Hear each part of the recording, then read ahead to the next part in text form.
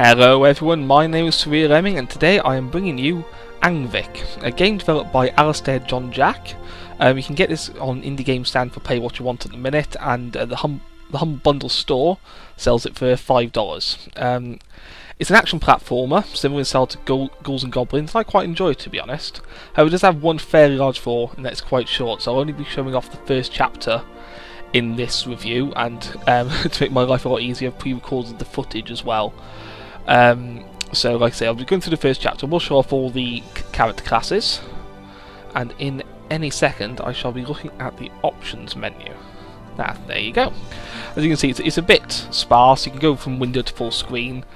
The volume isn't on the slider, it's just in notches, and you can turn the music on and off. You can rebind the controls, but only for keyboard. As you can see, I've got an Xbox 360 controller connected at the minute, which works straight out of the box, but you cannot rebind those controls ever. So if you have a bit of an odd controller, you're going to have to use something like Xpadder. Start off just by checking out the first class to see what it's like. The controls are pretty tight, and as I said previously, it plays a lot like Ghosts and Goblins. The armour you've got is the amount of hits you can take, so every time you take a hit you lose a bit of armour. Your weapon, you have an offhand and a main hand attack essentially. And you can hold weapon each hand, so you can attack it differently with each one. Weapons do break over time though. We just picked up an oil, which I pressed the wrong button to open at the menu. When you use these, they change your armour to a different type, or change your weapon to a different type. It's very nice. Some of them have special abilities, I'll be showing off those later. And let's pick up another piece of armour. All loot is randomised, but all the levels and enemies are specifically placed. Picking up just general bits and bobs. I've got a little bird that follows me, and I can do a special attack which uses up an egg, so I'll be showing off later on.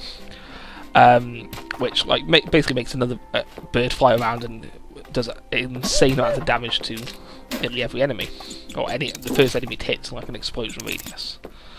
So having a little bit of trouble, but I finally managed to kill the guys riding turtles. The game does have a lot of variety in enemies, and I mean a lot, and it's getting to Castlevania levels, and the item system does remind me of Castlevania a bit. Now, going back to the character classes, there's 6 of them. You have the King, the Lancer, Shepherd, Paladin, Bottler, and Peasant. They all play a bit differently.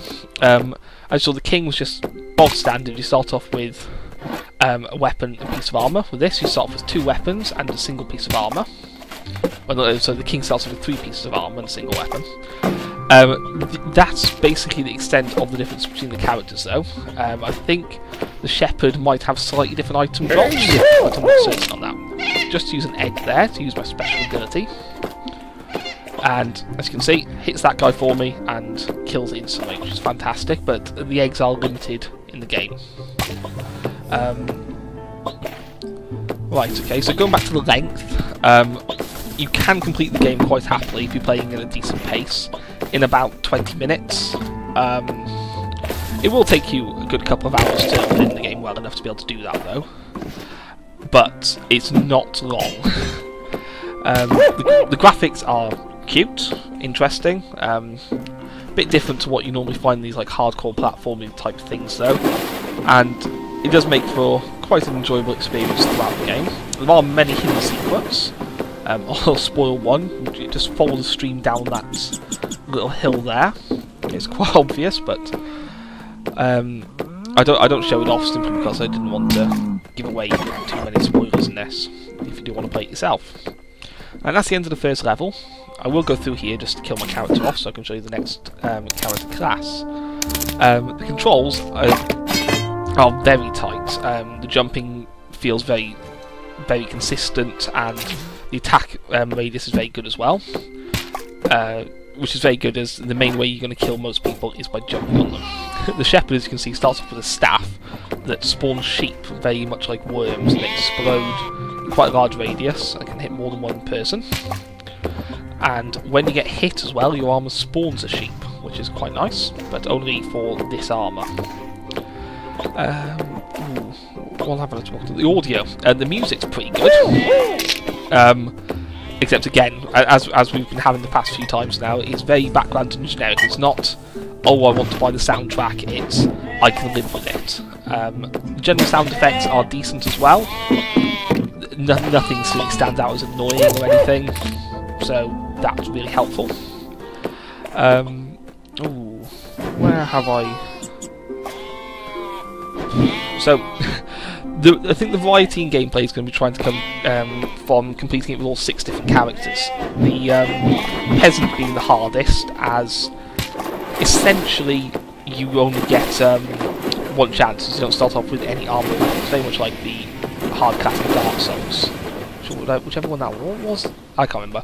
You know the one I mean, the one that starts off with nothing and does very basic stats. However, I can't see it really living past that. So, I can't really recommend more than about $2-3 for this, I'm afraid. The developer has added content to the game previously. Playing as a Templar now, we get a throwing cross, which works exactly like the cross from Ghouls and Goblins and Castlevania, which is very cool. Or the ninja style from Ninja Gaiden, if you prefer that comparison. But yes, the developer has added extra levels and new content to the game, which is quite nice. But I still can't see him adding that much. I really wish that he would develop on this a lot further, because I could see if it was like an hour, 2 hours long, I would happily drop $10-15 into it. It's a great fun game. Like I said, the controls are really tight. The amount of work that's gone into creating all these enemies is fantastic, but given how often you see some of them, I don't think it's really that necessary to have this large variety. Variety in weapons and armours as well. I think there's 6 or 7 different types of oils, which then colour 3 or 4 different types of weapons, and the armours as well can all be done with the oils. And of course, they can drop off enemies as well. But it's just the amount of content you actually have for the levels isn't enough to carry it through, I don't think. And I think we get our... well, not our first casting item. The first casting item I show off here. Not all of them are like swords. Some of them do have spells. Again, they do wear down after so many casts. We get up here. You can see it fires a snowball downwards, and the tree fires like a spread shot downwards as well. You get ones that fire like a crossways freezing attack and whatnot. So changing between weapons is really good. Again, just killing myself off here. So yes, I'm not sure I would really pick it up on the Humble Store. I would definitely pick it up on Indiegamestand as it is now.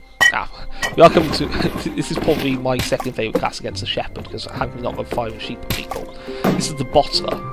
He starts off with a whole bunch of oils, which allows you to change your your armour around as you please. Now, I think he's also got an increased chance of bottles dropping. Well, that's how it feels. Maybe not quite, but... it's definitely how it feels. And so, like, I get a weapon here, and like I say, I can now change it to, like, what do I change it to first? I throw it for some reason. Oh, I throw it just to show it's a throwing weapon like the lance was. And speaking of the lance, the white oil changed it to the lance, and then I can change it to a golden lance, which does basically the same thing. And finally, I used the pink one. Oh no, turn it back into the green stick. But I use the pink one in a second, which turns it into a lance, which when you throw it, it also fires 2 little balls which harm enemies. So the oils are pretty cool. And again, I just wish there was more leveling content, you know, to actually carry the game through. There do appear to be secrets on every levels, but even then, like I say, 2-3 hours max. But that is basically it. I think I'll just show off the peasant quickly now. Yes. Oh, okay. Evidently I don't show off the peasant here. But suffice to say, it's really hard to play, because you just don't start off with any armour, so you have to be very careful. So, thank you all for watching. I've been Surreal Lemming. I'll see you again in 4 days for review. Hopefully, I'm really hoping the next game on Indiegamestand will be something with a lot of meat in it. So there have been quite a few... I'm not going to say bad games, but just okay-ish games. So, hopefully, fingers crossed. And leave a comment with any feedback, and a like is greatly appreciated too, although dislikes just as much. If you don't like the video, just chuck us a dislike so I know for the future. And I've been Surreal Lemming, signing out.